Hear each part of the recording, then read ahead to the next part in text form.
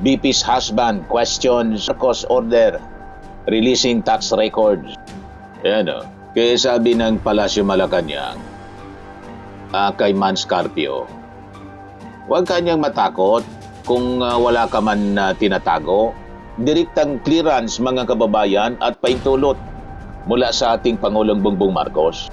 Yung Land Bank at BPI ang mga records ng mag-asawa upang gamiting opisyal na ebidensya sa paglilitis. Ngayon, pumapalag pa rin sila mga kababayan. So makikita natin dito ang siyang may huling pasya dito. So ang pagtakbo ni Carpio sa korte upang kasuhan ang mga mambabatas ay walang legal na bisa para pigilan po ang paglilitis ng Senado. So ichineris nga po. Nagbabagang mga balita at pagtalakay sa mga isyu ng lipunan. Bulsa! Opinyon, banat at paglalantad sa katotohanan. Bulsa! What you see is what you get. You decide. Hello po mga kababayan, si Dante Maravillas. Pag-usapan natin mga kababayan yung impeachment uli ni Sara Duterte. Kasi sabi dito sa balita ng Inquirer, VP's husband questions Marcos order releasing tax records. Ayan o. Kaya sabi ng Palasyo Malacanang kay Mans Carpio, huwag kanyang matakot kung wala ka man tinatago. Correct. Di ba? Anong kakatakot ninyo? Buksan ninyo yan lahat kung walang itinatago. Pero kung may tinatago, talagang magpapanik. Di ba? At kitang-kita ang pagpanik mga kababayan ngayon ng kampo ng Duterte. So ang agresibo mga kababayan na legal maneuver ni Atty. Mans Carpio laban sa mga mambabatas at mga opisyal ng mga ahensya ay hindi po patunay ng kawalan ng sala, kundi isang hayagang sinyales mga kababayan ng takot.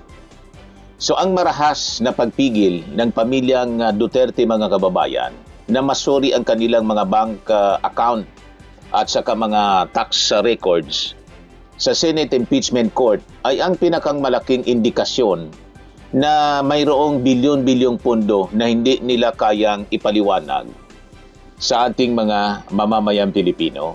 Now, bigyan ko kayo ng background mga kababayan dito sa isyung ito mga kababayan. Pinagtibay na ng impeachment court sa pamamagitan po ng presiding officer na si Chis Escudero at Senate President Sherwin Gatchalian ang hiling na silipin ang mga peso bank records, tax filings at AMLAC data ng mag-asawang Duterte Carpio mula 2006 hanggang 2025. Para ito mga kababayan sa Article 2, Unexplained Wealth, kasama sa bubuksan ang 19 o 19 pong mga companies, korporasyon at kasama na dito yung law firm ni Mans Carpio. Ang 6.77 billion na red flag mga kababayan na nasilip ng AMLAC, kung saan ayon kay AMLAC Executive Director Ronel Binaventura, may kabuuan po na 33 na mga kadudadudang transaksyon at 630 covered dealings na nagkakalaga ng 6.77 billion ang dumaan sa mga accounts ng mag-asawa na hindi tumutugma daw sa idineklarang yaman sa SALN ni Sara Duterte.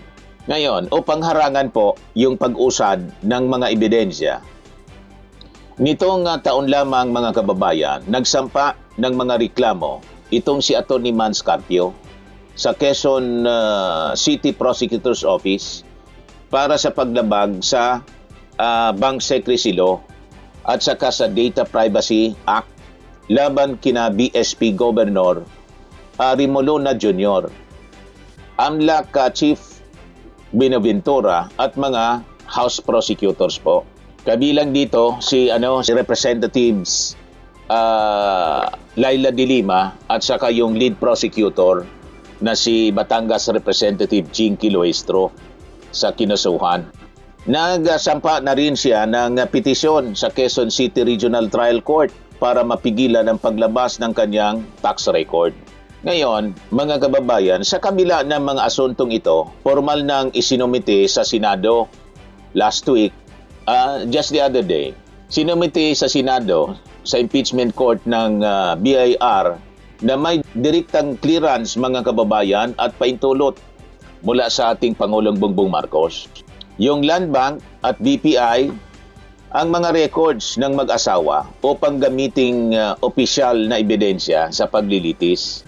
Ngayon, pumapalag pa rin sila, mga kababayan. So makikita natin dito, panic mode, manifestation. Nagpapanik na po sila. Sa simpleng takbo, mga kababayan, ng isip ng tao kasi, ang isang individual po na walang kinatatakutang dumi ay hindi mag-aksaya ng oras at pera para kasuhan ang mga ahensyang sumisiyasat sa kanyang yaman.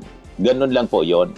Kasi po, kung ang pondo ay galing sa malinis na negosyo o legal na kita, mas madali at mas mabilis na pumirma na lamang po ng bank waiver upang tapusin na po yung usapin at sa kahiyain yung mga nag-aakusa. Di ba?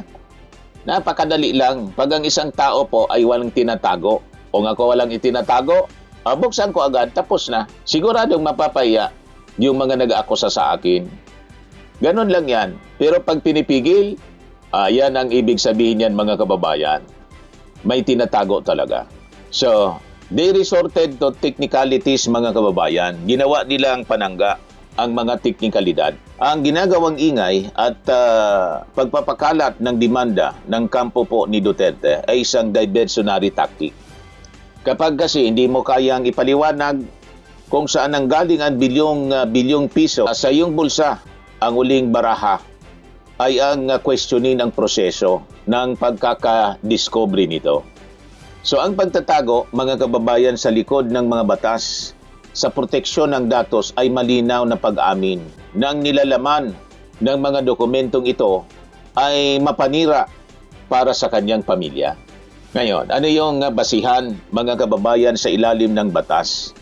Ang impeachment ay isang bukod tangi, sui generis. Ipinaliwanag ni na Congresswoman Laila de Lima at saka ni Shell Jokno ng impeachment niya ay isang constitutional mechanism para sa pampublikong pananagutan. Dahil ito ay isang sui generis, ang mga absolute confidentiality rules ng Bank Secrecy Law o itong Republic Act 1405 ay may malinaw na exception kapag ang pondo mismo ang paksa ng paglilitis po.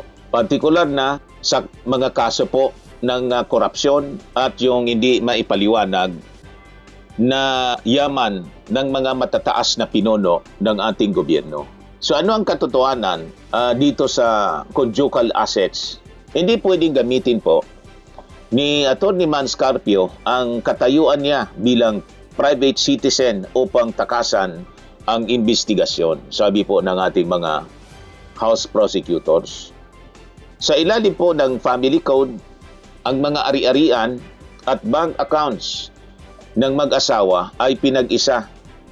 Kaya ang tawag dyan, conjugal partnership of gains. Dahil dito, ang bilyon-bilyon na pumasok sa kanyang mga account ay may direktang epekto po at legal na kinalaman sa deklaradong yaman ng kanyang asawang Vice Presidente, si Sara Duterte. Ngayon, ang Korte ng Senado ay ang siyang may huling pasya dito.